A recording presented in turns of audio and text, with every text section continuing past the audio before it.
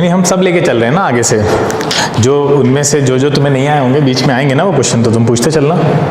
30 तक कर लिए थे हमने, 30 तक कर लिए थे, बाकी हमने आपको भेज दिए थे और हमने ये कहा था कि जो आपसे नहीं होंगे उनको छोड़ दीजिए। और फिर अभी हम यहाँ आगे सारे क्वेश्चंस लेके चल रहे हैं, जो आपसे हो चुके हैं उनको जल्दी जल्दी से निकल जाएंगे और जहाँ पे आपको प्रॉब्लम है वहाँ पे रुक के उसको क्लियर कर देंगे, ठीक है। तो देखिए 31 क्वेश्चन था। 31 क्वेश्चन कह रहा था velocity time graph A B shows that the body has uniform acceleration, uniform retardation, uniform speed and initial velocities O A and moving with uniform retardation. देखिए बहुत आसान है, आपको दिख रहा है कि इनिशियल वेलोसिटी कुछ ना कुछ है इसके पास पहले से, है ना, देखिए यहाँ पे, और फिर आके फाइनली ये जीरो हो रही है, ठीक है। और ये ग्राफ आपने बहुत बार देखा है मोशन में, तो क्या होगा आंसर इसका? रिटार्ड हाँ बिल्कुल सही बात। स्ट्रेट लाइन ये दिखा रही है कि यूनिफॉर्म हो रहा है, जो कुछ चीज हो रही है यूनिफॉर्म हो रही है, और जो स्ट्रेट लाइन है ये आपकी ओरिजिन से नहीं जाकर ये उल्टी बन रही है यहाँ से, ये बल्कि ओरिजिन पे वापस लौट रही है इस वाली एक्स एक्सिस पे। तो वो दिखा रहा है कि बॉडी जो भी बॉडी मोशन में थी वो फाइनली क्या कर रही है? रिटार्ड कर रही है, रुक रही है, स्टॉप हो जाएगी रुक के, ठीक है। किसी बच्चे को कहीं पे समझ में ना आए तो वो बीच में रुक के पूछ सकता है, ठीक है। पिछली बार भी हमने यही चीज एक्सप्लेन की थी, हम आगे चल रहे हैं जल्दी से। 32 क्वेश्चन नंबर, ठीक है। An object is dropped from rest, its velocity changes with distance in the following form, ठीक है। देखिए कौन कौन सा, बी सी डी, कौन सा ऑप्शन होगा? देखो रेस्ट से ड्रॉप किया गया है, क्या होना चाहिए? अच्छा ये ग्राफ नहीं विजिबल है, ग्राफ विजिबल, हाँ हाँ मैं समझ रहा हूँ, हाँ समझ रहा हूँ, एक सेकेंड मैं ड्रॉ कर देता हूँ। हाँ तुम लोग के पास वैसे वो तो है ना पीडीएफ, उसमें देख लेते हैं। ये वेलोसिटी वर्सेस डिस्प्लेसमेंट ग्राफ है, थोड़ा सा क्वेश्चन जो है घुमाया गया है, मतलब नॉर्मली आप ये ग्राफ नहीं पढ़ते हैं जब मोशन पढ़ रहे होते हैं, इस टाइप का कोई ग्राफ आप नहीं पढ़ते हैं जिसमें एक्स एक्सिस पे डिस्प्लेसमेंट हो। ये है ग्राफ, अब तो दिख रहा है? हाँ तो अब क्या लग रहा है आपको, क्या होगा? सेकेंड डी वाला। An object is dropped from rest, its velocity changes with distance, उसकी वेलोसिटी डिस्टेंस के साथ बदलती जा रही है। अच्छा वेलोसिटी अगर बदल रही है लगातार तो क्या स्ट्रेट लाइन मिलेगी हमको? नहीं, मिल सकती है स्ट्रेट लाइन, नहीं मिल सकती है।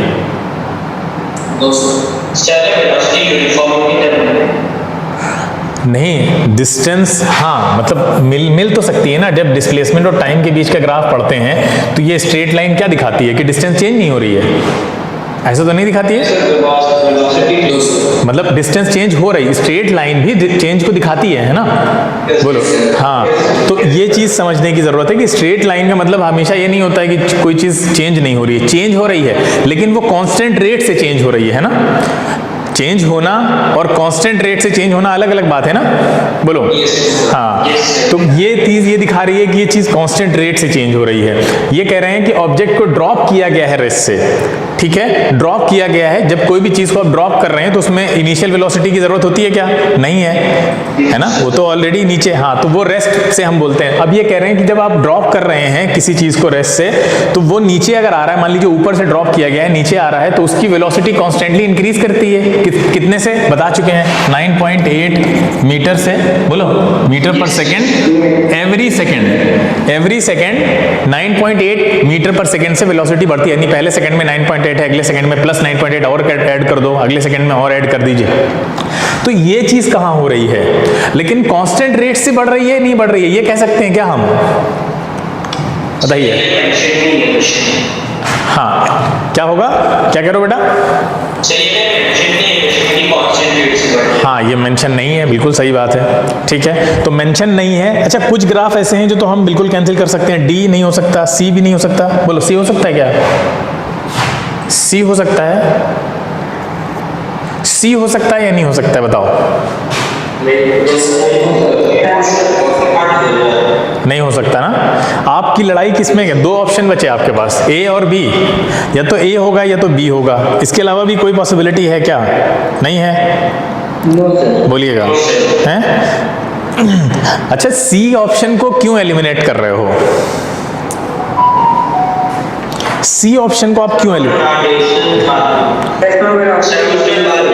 नहीं, सी ऑप्शन में रिटार्डेशन तो तब दिखाता जब वो वेलोसिटी वर्सेस टाइम ग्राफ होता या डिस्टेंस वर्सेस टाइम होता। नीचे टाइम है ही नहीं, नीचे तो डिस्प्लेसमेंट है। यहां पे आप लोग कहीं दिमाग में वो सब लेके ना चलिए कि टाइम दिया, टाइम नहीं है ना नीचे। बोलो क्या डिस्प्लेसमेंट कम नहीं हो रहा है जैसे जैसे वो जमीन की तरफ आ रहा होगा? अगर मान लेते ऊपर से गिरा है नीचे, बोलिए नीचे वाला टाइम नहीं है। आप लोग कहीं ना कहीं यहीं पे गलती कर रहे होंगे। ये टाइम नहीं है, ये एस है। ये यहीं पे थोड़ा सा खेल किया है इन्होंने क्वेश्चन के साथ, ये बताना है आपको। हाँ सोचो, सोचना बड़ा जरूरी है। देखो आंसर तो भी हम बता देंगे 2 मिनट में, कोई दिक्कत नहीं है उसमें। बाद में कहोगे हाँ सर ये होना चाहिए था।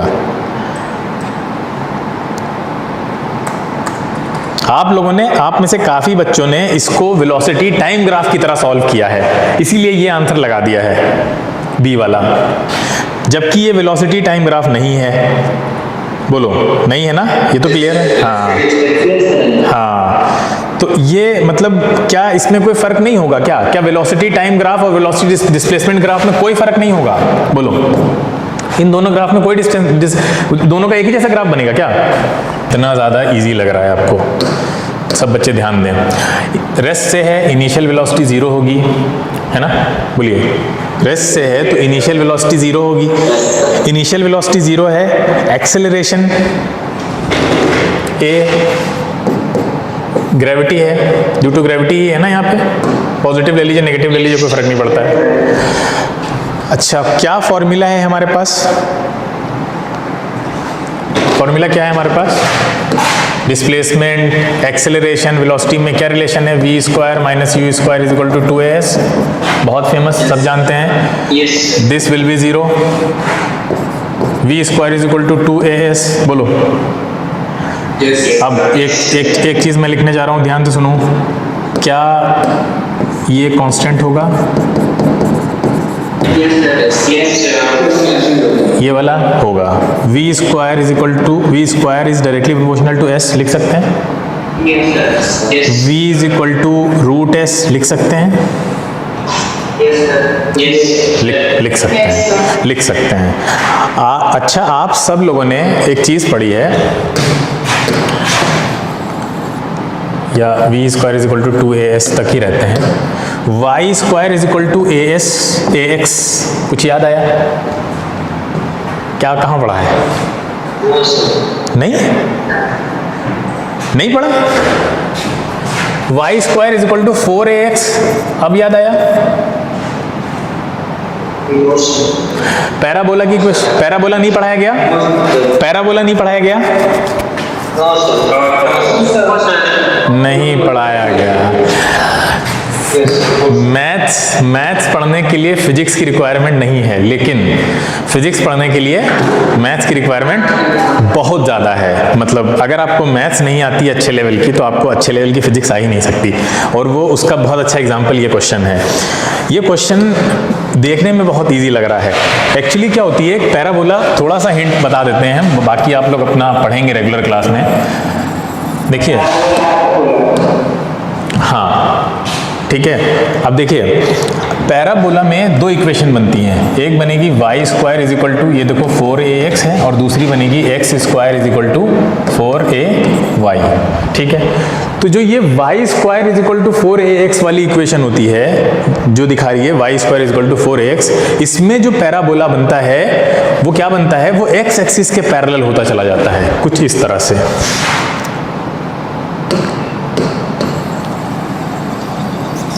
दो तरह के पैराबोला बनते हैं। ठीक है, एक इस तरह बनेगा आपका, ठीक है, जो आपका कुछ ऐसा जा रहा होगा। ठीक है, इधर में मिला दें तो ऐसे से हो जाएगा, सॉरी कुछ ऐसे ना।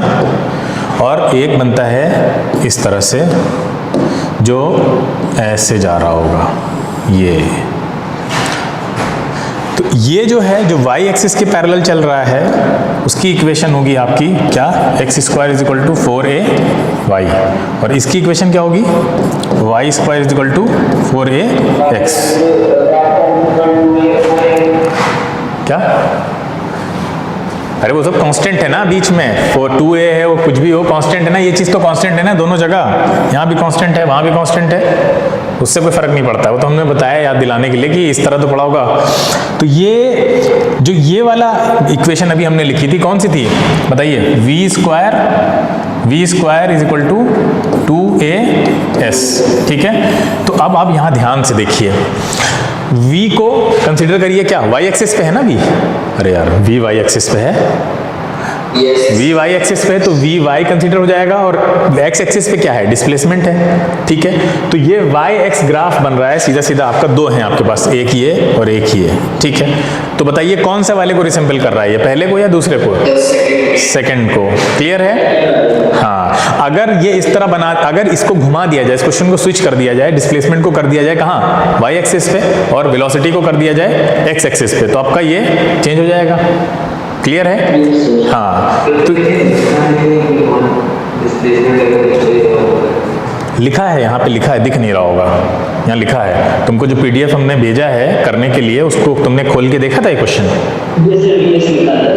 भाई, लिखा यहाँ पे भी लिखा, अरे बेटा यहाँ पे भी लिखा हुआ है, एक्चुअली दिख नहीं रहा है ना वो, बाकी तो हमने बना दिया आपके लिए, बाकी चीजें हैं अभी यहाँ पे भी ऐसे लिखा हुआ है, अपना पीडीएफ खोल के देखिएगा, उस पर लिखा है, क्लियर है। तो ये क्वेश्चन देखने में उतना ज़्यादा इजी था लेकिन है नहीं, इसमें मैथ्स पूरी यूज़ हुई है जम के, ठीक है। तो ये आपको पता है अगर, तो ऐसे क्वेश्चन आप कर लेंगे, अदरवाइज ये चीज़ पढ़नी पड़ेगी आपको अच्छे से, ठीक है। ये काफ़ी यूज़ होती है इसमें, सब बच्चों को अब तो क्लियर हो ही गया होगा, खैर ठीक है। तो आपको इस तरह का ये देखिए हाफ ग्राफ दिया हुआ है ना, सी वाला देखिए, सी ऑप्शन हो गया ना, तो सही ये वाला, इसको मैं मिटा देता हूँ। हाँ, यहाँ पे देखिए ये आधा ग्राफ दिया हुआ है ना, यहाँ पे सी में देखिए ध्यान से, ऐसे दिया हुआ है ऊपर का, और बी वाला जो है वो ये वाला बन रहा है आपका फर्स्ट वाला, क्लियर है, समझ में आ गया होगा। नेक्स्ट क्वेश्चन पे चलते हैं, रिमोट कहाँ है, हाँ सी ऑप्शन आपका सही है। नेक्स्ट, ये तो बहुत आसान क्वेश्चन है, बहुत जल्दी बता देंगे आप लोग, ठीक है। जल्दी बताइए कौन सा आंसर होगा। जो ग्राफ जो कर्व बेटा जितना स्टीप होगा, है ना, जो कर्व जितना स्टीप होगा उसमें आपको पता है कि उसमें क्या होगा, डिस्टेंस ज्यादा कवर हो रही होगी कम टाइम में, सही है। हाँ ठीक है, तो कौन सा ऑप्शन है, बी ऑप्शन सही होगा। कार ए ज्यादा तेज मूव कर रही है बी के रेस्पेक्ट में, क्लियर है। चलिए आगे चलते हैं, नेक्स्ट क्वेश्चन। नेक्स्ट क्वेश्चन बहुत आसान, बहुत ज़्यादा आसान क्वेश्चन है, मतलब आसान क्वेश्चन भी आते हैं, ये भी इसमें आपको दिख रहा है कितने, हाँ सीधा डिवाइड कर देना है ना, इसमें तो पेन भी नहीं चलाने की जरूरत है, 20/5 सीधा डिवाइड करिए, ठीक है, क्योंकि एसआई यूनिट में ही आंसर दिया हुआ है आपका 4 मीटर पर सेकेंड। हाँ, कह रहा है which of the following distance time graph is not possible, ठीक है। इस तरह का क्वेश्चन स्टेज 2 में भी एक आया था, लेकिन थोड़ा इससे अच्छा था, दिख रहा है हमें, क्यों नहीं पॉसिबल है ये बताना है पहले तो। लास्ट ऑप्शन तो सही, क्या नहीं हो सकती, हाँ बिल्कुल शाबाश, हाँ सही है। अगर यहाँ डिस्टेंस की जगह डिस्प्लेसमेंट होता तो ये भी पॉसिबल था क्या, हाँ ठीक। अब कुछ लोगों को मोशन में ज़्यादा दिक्कत है, हाँ एक सोल्यूशन ये भी है, कुछ लोगों को अगर मोशन में काफ़ी ज़्यादा दिक्कत है तो वो मुझे पर्सनली मैसेज करें, मोशन के जो रिकॉर्डेड वीडियोस रखे हुए हैं वो भेज दिए जाएंगे, यानी मैंने जो मोशन पढ़ाया है 9th क्लास में बच्चों को इस साल, वो भेज दिया जाएगा आपको, तो आप एक बार उसको देख लेंगे, कुछ वीडियोज़ हैं तो आपका सारी चीज़ें एक बार आपके दिमाग में आ जाएंगी, तो फिर ज़्यादा पढ़ने वाला है नहीं, ऑब्वियस सी बात है, मास से कोई लेना देना ही नहीं है सिरे से।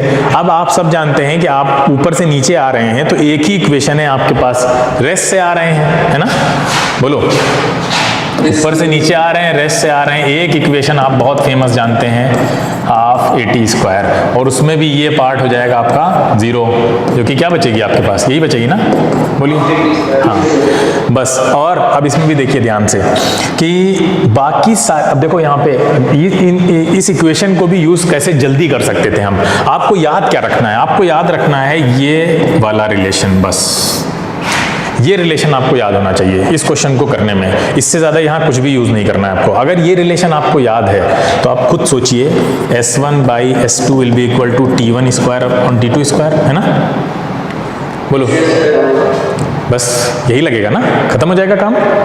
बोलिए।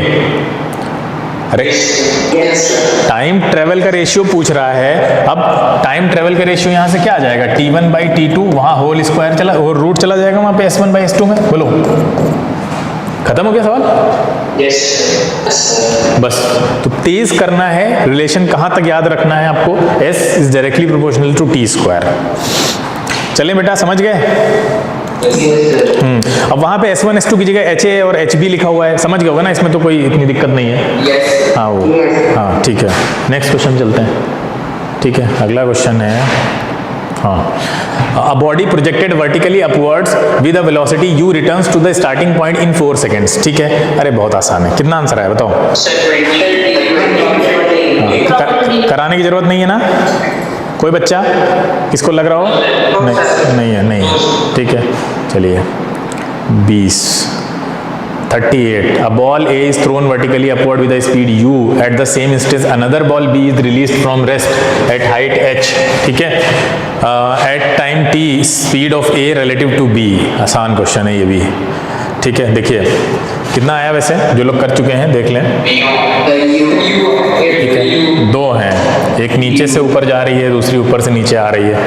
तो ये आपका कौन है? ए है, उसको ऊपर फेंका गया है। ए को ऊपर फेंका गया तो इनको इनिशियल वेलोसिटी देनी ही पड़ेगी आपको, अपने आप नहीं जाएंगे। ठीक है, बी को ऊपर से रिलीज किया गया है तो रेस्ट पे होगा इनिशियली, इसका यू 0 होगा। बोलो। हाँ, फिर क्या कह रहे हैं? From rest at height h, ये पूरी हाइट h है ना, यही बोल रहे हैं। हाँ, फिर क्या बोल रहे हैं? At time t speed of a relative to b। अब खुद ही सोचो, a ने टाइम t पे कितनी कवर कर ली होगी डिस्टेंस? अरे t ने कितनी कवर कर ली? a ने, हाँ a ने कितनी कवर कर ली होगी एट टाइम t? अरे स्पीड a u है, ut कवर की होगी ना, खाली ut आएगा क्या? हैं? ut सही लिखा है हमने। अरे ut सही, वेलोसिटी चेंज नहीं होगी इसकी क्या? ut सही लिखा है तो वेलोसिटी चेंज होगी ना, तो डायरेक्ट ut से कहाँ निकाल लेंगे फिर आप, अगर वेलोसिटी चेंज हो रही है तो? ये तो कांस्टेंट के लिए होता है ना फॉर्मूला भैया। डिस्टेंस अपॉन टाइम का जो फॉर्मूला होता है, speed is equal to, this is for constant speed, है ना, इतना तो पता है ना। अगर स्पीड वेरी कर रही है तो ये नहीं लगता है, इसीलिए तो न्यूटन बाबा आते हैं हमारी हेल्प करने। बोलो, इक्वेशन ऑफ मोशन को हम क्यों यूज करते हैं अगर हमें ये पता है तो? इसलिए ना, क्योंकि वहां पे वेरिएबल है ना एक्सेलरेशन, वेलोसिटी चेंज होती रहती है, कम होती रहती है, बढ़ती रहती है, तो फिर हम वहां पे फंस जाते हैं। तो अब बताओ, ये सही लिखा हमने? क्या लिखना चाहिए? नीचे से ऊपर जा रहे हैं तो बोलो बेटा, से काम नहीं चलेगा। लगा चुके हो तो फिर क्यों चुप हो जाते हो? ए की वेलोसिटी कितनी होगी? वेलोसिटी बताओ ए की। हाँ बिल्कुल, क्या वेलोसिटी सही है? हाँ, ए की वेलोसिटी ये होगी। बी की बताओ, बी की वेलोसिटी बताओ। काफी बच्चे क्लास में हैं, 41।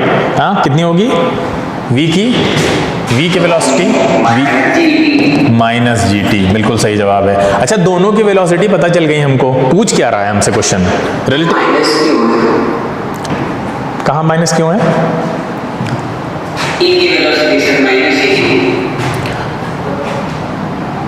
अरे यार सुनो, नहीं, अरे होगा भाई, सुनो ध्यान से सुनो।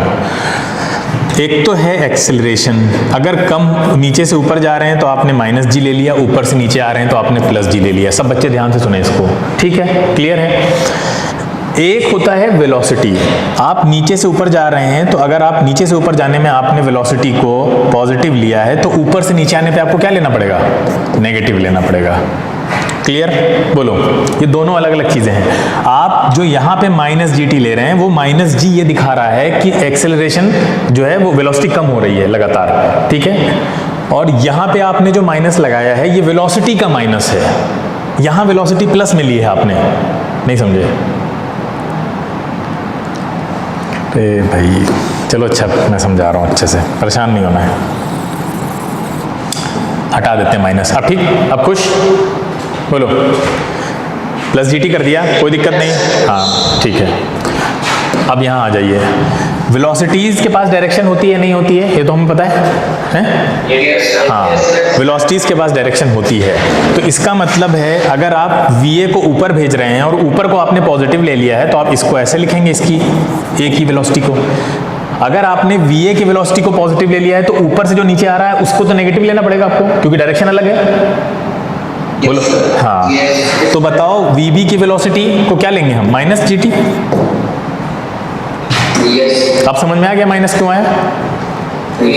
हाँ, एक्सेलरेशन में G को प्लस माइनस लेना अलग चीज होती है और V को प्लस माइनस लेना अलग चीज होती है। G को प्लस माइनस लेना ये भी दिखाता है कि वेलोसिटी बढ़ रही है या कम हो रही है लगातार, क्लियर है? और V को प्लस माइनस अगर आप ले रहे हैं साथ में ही उसके, तो वो सिर्फ डायरेक्शन दिखा रहा है कि वेलोसिटी उससे अलग डायरेक्शन में आ रही है। अब रिलेटिव वेलोसिटी निकाल लेंगे, कोई प्रॉब्लम? अरे भाई हाँ, रिलेटिव वेलोसिटी कैसे निकलेगी? रिलेटिव वेलोसिटी कैसे निकलेगी? रिलेटिव वेलोसिटी पूछ किससे रहा है? Speed of A relative to B। क्या मतलब हुआ? ये A रिलेटिव टू B कैसे निकालेंगे? हाँ, velocity A minus velocity B, VA minus VB। तो रख दीजिए VA माइनस VB कितना हो जाएगा? ये कितना होगा आपका? U माइनस GT, ठीक है। और ये माइनस माइनस प्लस हो जाएगा तो GT GT कैंसिल हो जाएंगे, है ना? अरे भी कराएं। U माइनस GT माइनस ये देखो, तो ये माइनस माइनस प्लस हो जाएगा ना, अंदर जाएगा, तो ये माइनस माइनस प्लस हो जाएगा तो क्या होगा आपका? ये GT कैंसिल हो जाएगा, तो फाइनली आंसर कितना आ जाएगा? U। समझ गए सब बच्चे? किसी को दिक्कत तो नहीं? आगे चलें। हाँ बोलो। हाँ, वो कब करते हैं? सुनो तो मेरी बात। वो कब करते हैं? वो तब करते हैं जब आपने दोनों के साइंस अलग अलग नहीं लिए होते हैं। स्पीड की बात हो रही होती है, यहाँ बात किसकी हो रही है? वेलोसिटी की बात हो रही है।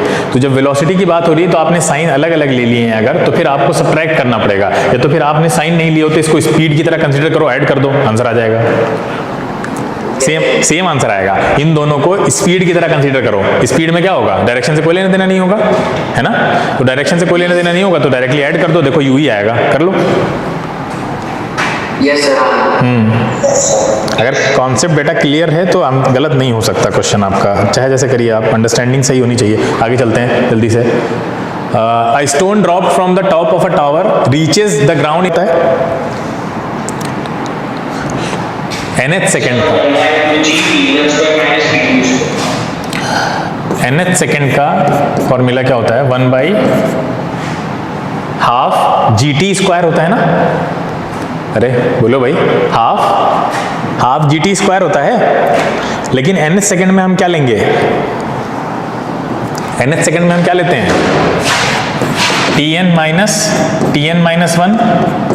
बोलो, या इसको इस तरह से लिख सकते हैं हम। इस क्वेश्चन में क्या कह रहा है? क्वेश्चन के अकॉर्डिंग चलते हैं। Body falls freely from the rest. एक बॉडी है जो रेस्ट से गिर रही है नीचे, ठीक है? सिनेरियो देखिए, नीचे आ रही है रेस्ट से, और it covers as much distance in the last second of its motion, ठीक है? लास्ट सेकेंड जो मोशन का होता है वो यहाँ कहीं होगा, उसका यही तो होगा।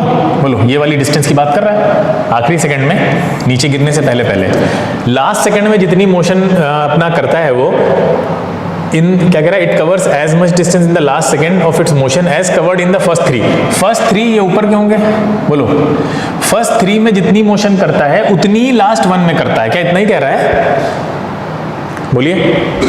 हाँ, ये दोनों बराबर हैं। जितना यहाँ पे, हाँ, जितना मोशन यहाँ पे हो रही है उतना ही वो 1 सेकंड में कर ले रहा है मोशन। फिर कह रहे हैं the body has fallen for a time. कितने टाइम के लिए बॉडी फॉल कर गई है? तो हमें दोनों टाइम तो पता नहीं है, मतलब एक 3 सेकंड पता है और एक लास्ट सेकंड की बात कर रहा है। लास्ट सेकंड की बस यहाँ पे दिक्कत यही है कि आपको लास्ट सेकंड कैसे निकालना है। बोलिए, लास्ट सेकंड हम कैसे निकाल सकते हैं? थोड़ा इस फिगर को देख के दिमाग लगाइए, पहले इस पे सोचिए कैसे निकाल सकते हैं हम लास्ट सेकंड। फर्स्ट 3 सेकंड हमारे पास निकल आया है, देखिए यहाँ ध्यान से। फर्स्ट 3 सेकंड हमारे पास निकल आया है और 3 सेकंड में वो जितना चला है उतना ही लास्ट सेकंड में चला होगा। फर्स्ट 3 सेकंड में जितना चला है उतना ही तो लास्ट सेकंड में चला होगा। बोलिए। अरे यार, उतना ही तो चला होगा। तो लास्ट सेकंड का dn मान लीजिए अगर, तो क्या होगा? डायरेक्ट फॉर्मूला ये होता है 2n माइनस 1 क्या होगा? Whole square. dn और d3 बराबर हैं। डी एन डी थ्री बराबर हैं, इक्वल कर दो, हाफ जी 2n-1 का whole square is equal to 4.5 g. G g cancel हो गया, n की वैल्यू क्या आ जाएगी यहाँ से, 2n-1 is equal to 9, 2n is equal to 10 और n की वैल्यू कितनी आ गई, 5।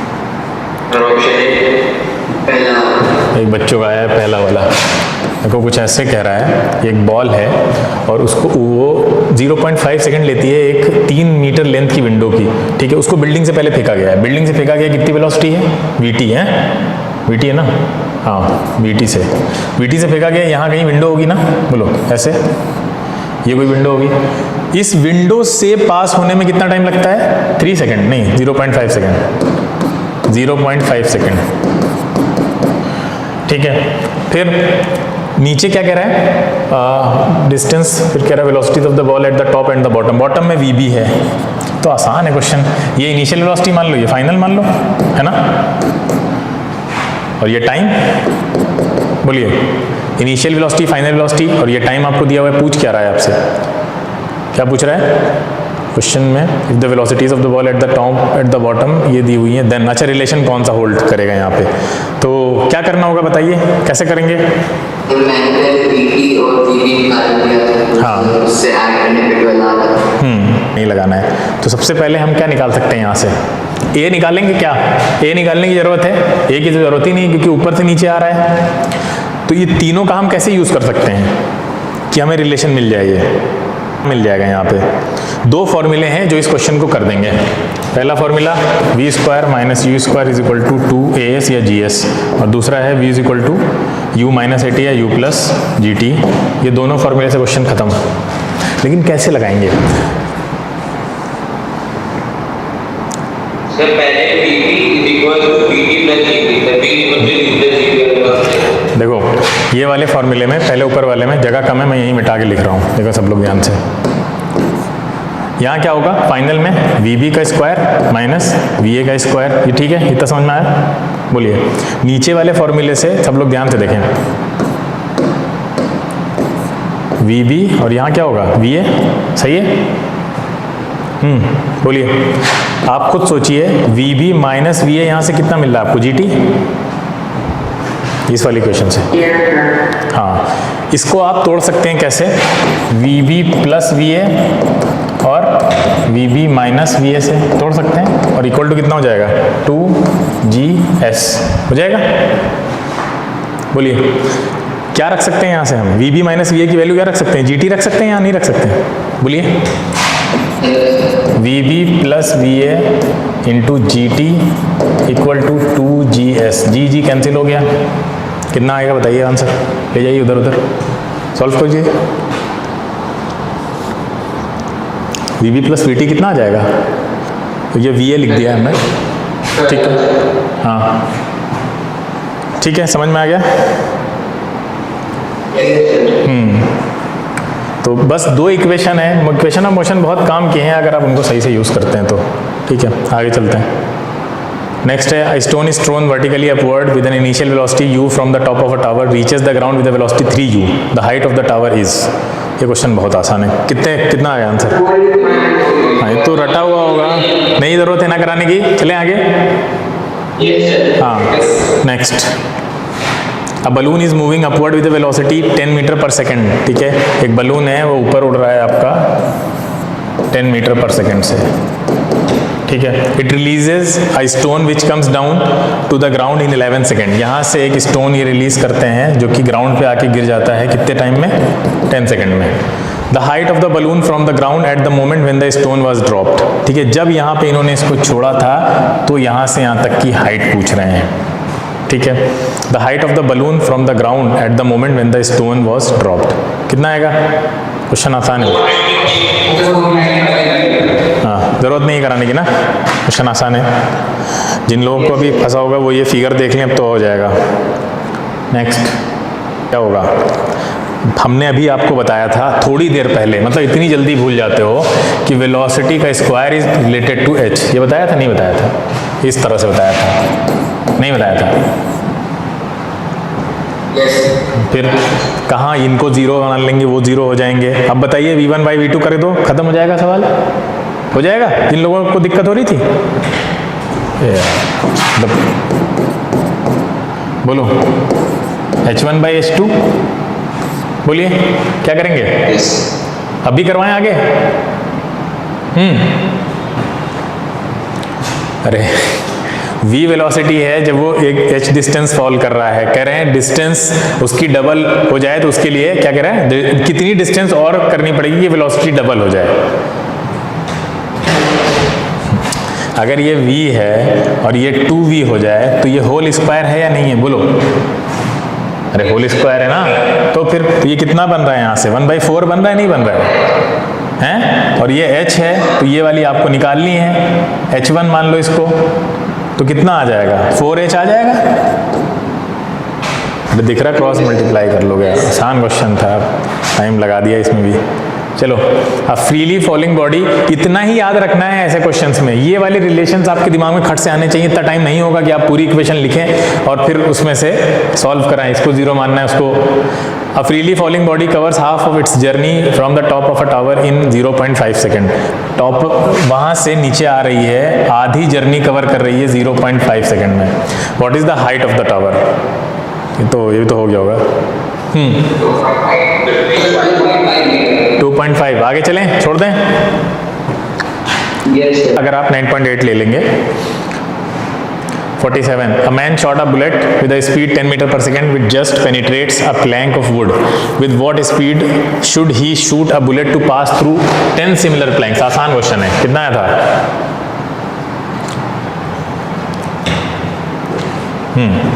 जल्दी हैं?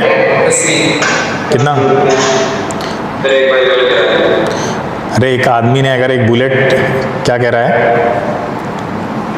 हाँ रख दो, अभी रख दो। हाँ, बुलेट को फायर किया 10 मीटर पर सेकेंड की स्पीड के साथ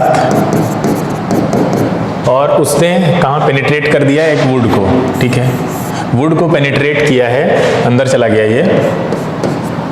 With what speed should he shoot a bullet to pass through 10 similar planks? मतलब एक प्लैंक को वो पेनिट्रेट कर गया है 10 मीटर पर सेकेंड की स्पीड के साथ, फाइनल वेलोसिटी 0 हो जाएगी। बोलिए। फाइनल वेलोसिटी 0 हो जाएगी। एक, अब यहाँ पे क्या है? स्पीड पूछ रहा है हमसे, किस स्पीड से वो करे कि 10 सिमिलर प्लैंक्स को वो आराम से कर जाए। बताइए क्या करेंगे हम? अप्रोच क्या होगी यहाँ पे हमारी? जिन लोगों ने किया है वो बोले हैं क्या होगा? यहां से क्या निकाल लेंगे हम? नहीं तो कैसे? कैसे रिटार्डेशन? कैसे? टाइम पता है? टाइम तो पता नहीं है, रिटार्डेशन कैसे निकालेंगे? हाँ बोलो, सभी लोग बोलें। अरे क्या आसान है, मतलब आप खुद सोचिए। हाँ बिल्कुल, हाँ कितनी आएगी? कितनी आएगी एनर्जी? बताइए कितनी होगी? हाँ ठीक है, हाफ mv स्क्वायर लगाइए आप। मतलब यहाँ पे पेनिट्रेट करने के लिए आपको एनर्जी ही तो चाहिए थी, तो मिल गई आपको। तो 50 m आ गई ना। 50 m किसके? एक प्लैंक को पेनिट्रेट करने के लिए 50 m चाहिए ना। बोलिए तो 10 के लिए कितनी चाहिए? 10 के लिए एनर्जी हो जाएगी 500। इसको आप इस तरह फिर इक्वेट कर दीजिए हाफ mv स्क्वायर से, mm कैंसिल हो गया है ना। बोलो v square is equal to 1000, तो v इज इक्वल टू कितना? 100। हाँ अब कॉमन सेंस बेस्ड क्वेश्चन है, लॉजिकल क्वेश्चन है, फंस जाते हो। ठीक है, हम कराते चले जाएंगे ना हर एक क्वेश्चन, तो तुम्हारी हैबिट डेवलप नहीं होगी खुद से करने की और एग्जाम में फंस जाओगे। अरे हाँ, इस संडे जो टेस्ट होने वाला है वो आपका फुल सिलेबस टेस्ट होगा एनटीएससी का, कल जो होने वाला है। ठीक है, और कई सारी चीजें नई पढ़ी हुई आएंगी, सुन लो पहले पूरी बात। वो फुल सिलेबस टेस्ट होने वाला है, जैसा एग्जाम में आता है वैसा। ठीक है, उसमें जाहिर सी बात है उसमें बहुत सारे चैप्टर्स होंगे जो आपके पढ़े हुए नहीं होंगे, मैथ में भी, ठीक है, और आपके बाकी सारे में भी, सेट में भी। लेकिन आप इसलिए कराया जा रहा है क्योंकि आपको एग्जाम में ये सोच के जाना ही नहीं है कि हमको वहां पे सारे करे हुए क्वेश्चंस मिलेंगे। ठीक है, कुछ टाइम के बाद तो आप जब टेस्ट देंगे इसके, तो उसमें तो सारी चीजें आपको, काफी सारी चीजें आती होंगी उसमें, लेकिन ये वाला जो टेस्ट आपको कल देना है अभी, वो आप इस माइंडसेट से जाइए कि हम लॉजिक और रीजनिंग को यूज करते हुए मैक्सिमम क्वेश्चन करेंगे जो जिनको हमने नहीं पढ़ा है अभी सो कॉल्ड। ठीक है, ऐसा कुछ होता ही नहीं, आपने पढ़ा ना हो फिजिक्स केमिस्ट्री बायो में जो कॉन्सेप्चुअल क्वेश्चन है उनको छोड़कर, ठीक है। बाकी मैथ में रीजनिंग तो प्योर लॉजिक से चलती है, तो आप बिल्कुल भी उसमें घबराइए नहीं, डरिए नहीं। पेपर इसीलिए कराया जा रहा है कि आपके अंदर से नर्वसनेस और डर निकल जाए, जो एक्चुअल में आपको पेपर फेस करना होगा उस टाइम पे आता है। तो इस तरह के कॉम्पिटिटिव एग्जाम्स के लिए कभी भी छोटे छोटे टेस्ट नहीं होते हैं, ठीक है। हम लोगों ने करा दिए थे इससे पहले, आपको अभी 100 नंबर का टेस्ट करा दिया था, लेकिन वो ठीक नहीं होती है प्रोसेस, ठीक है। कॉम्पिटिटिव एग्जाम्स के लिए आपको एक्चुअल पेपर को ही देना चाहिए जब भी देना चाहिए। वो अलग बात है आप उसमें से कम क्वेश्चन कर पाएंगे, कोई बात नहीं है, असेसमेंट उसी हिसाब से आप करिएगा अपना कि अब जितना आता था उसमें से हम कितना कर पाए, ठीक है। तो कल वाला जो टेस्ट है वो इसलिए कराया जा रहा है कि आपकी जो डर है एग्जाम का वो निकल जाए, एग्जाम का फियर निकले, और उसको पूरे कॉन्फिडेंस के साथ दीजिए, ठीक है। आंखें बंद करके तुक्के नहीं लगाने हैं आपको, क्लियर है, उससे कोई फायदा नहीं है, आपकी परफॉर्मेंस जो है वो उससे नीचे ही जाएगी।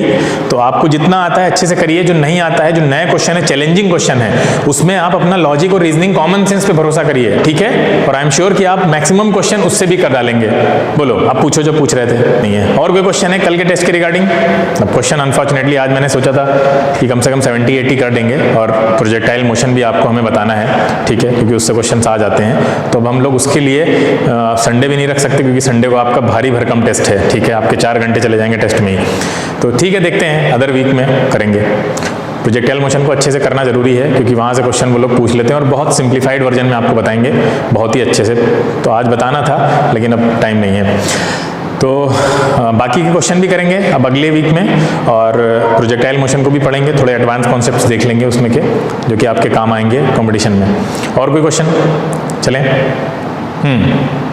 बोलो बेटा, क्योंकि आपके सर आ चुके हैं, तो आपको अभी ये एंड नहीं करनी है मीटिंग, सुनो वाले, मीटिंग एंड नहीं करनी है, आप रिकॉर्डिंग बंद कर दीजिए, यहाँ की भी बंद कर दीजिए, और फिर से इसी पे रिकॉर्डिंग ऑन हो जाएगी, ठीक है, क्योंकि क्लास यहीं हजरतगंज में ही होनी है, तो इसलिए अब दोबारा कोई आईडी भेजने की जरूरत नहीं। कोई क्वेश्चन नहीं है? बोलें।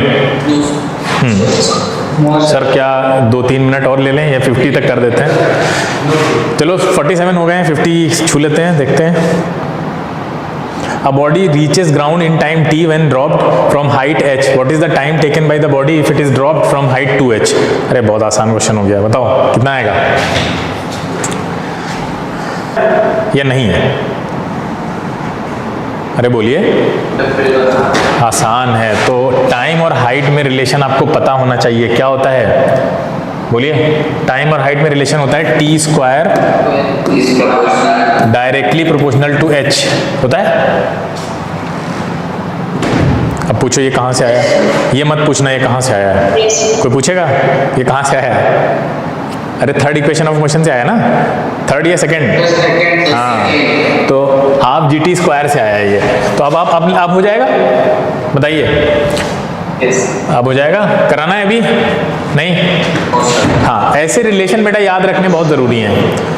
याद क्या रखने हैं, फौरन ड्राइव कर सकते हैं, अपना दिमाग चलाइए, फौरन अप्रोच सीखनी है आपको। ये जो एनटीएससी की क्लासेस हो रही हैं, ये आपको कॉन्सेप्ट तो सिखा रही हैं, लेकिन साथ साथ अप्रोच सीखनी है। अगर अप्रोच सीख गए तो निकल जाएगा एग्जाम, कि एग्जाम क्वेश्चंस को कैसे अप्रोच करना है, कैसे जाना है, ठीक है। क्या दिया हो तो क्या सोचना है, अच्छा ये दिया है तो इसमें हम कौन सा शॉर्टकट फॉर्मूला लगा सकते हैं। इक्वेशन ऑफ मोशन को भी रिड्यूस्ड फॉर्म में अपने दिमाग में लेकर आना है ना। हम लोगों ने आज कितनी इक्वेशन ऑफ मोशन को रिड्यूस किया ना, डिस्प्लेसमेंट वर्सेस वेलोसिटी को रिड्यूस करके देखा क्या होती है, टाइम वर्सेस हाइट में देख लिया आज कि ये पता है, तो आप आराम से दोनों को वेरी करा दीजिए, हो जाएगा। आगे कराने की जरूरत नहीं है, चलें आगे। हाँ ठीक है, next. Brakes applied to a car produce a uniform retardation of 90 centimeter per second square. If the car was traveling with a velocity of 27 meter per second, then what distance will it cover before coming to rest? आसान question है वैसे, लेकिन approach सही होनी बहुत जरूरी है, वरना मेथड लंबा हो सकता है इसका आपका। बताइए कैसे लगा या नहीं लगा? लग तो गया होगा। कितना हो तो सबका गया होगा ना, क्वेश्चन तो आसान था, किसी बच्चे का ना हुआ हो? कोई बच्चा जिसका ना हुआ हो, कराना है क्या? नहीं कराना है? तो बहुत अच्छी बात है, फिर तो आगे चलते हैं। अच्छा, इसमें आप अप्रोच क्या लगा सकते थे बताइए? सही अप्रोच क्या हो सकती थी? रिटार्डेशन दे रखा था आपको। अच्छा, रिटार्डेशन दे रखा है यानी उसकी स्पीड जो है वो हर सेकंड में 0.9 कम हो रही है, क्या ये कह सकते हैं? 0.9 मीटर पर सेकंड बोल सकते हैं क्या इसको? Yes, sir. हाँ, Yes, तो 0.9 से स्पीड हर सेकंड कम हो रही है और कार की वेलोसिटी दे रखी है आपको कितनी, 27 मीटर पर सेकंड। पूछ रहा है कितनी डिस्टेंस कवर करेगी रुकने से पहले, रुकना तो है ही अल्टीमेटली उसको, ठीक है। तो कौन सा फॉर्मूला लगेगा इसमें? हाँ हाँ, सिंपल है, थर्ड लग जाएगा और क्वेश्चन खत्म। आगे चलते हैं। Find the initial velocity of car which is stopped in 10 seconds by applying brakes. Retardation due to brakes is 2.5 metre पर सेकंड स्क्वायर। भी आसान क्वेश्चन था। कितना आएगा आंसर? Option C 25। अच्छा, ये तो सीधे लगाया होगा ना डायरेक्ट, ये तो कर चुके हैं ना, पुराना क्वेश्चन मुझे लग रहा है। अरे पिछली बार किया था ये क्वेश्चन। अच्छा, ऐसे क्वेश्चन, ठीक है।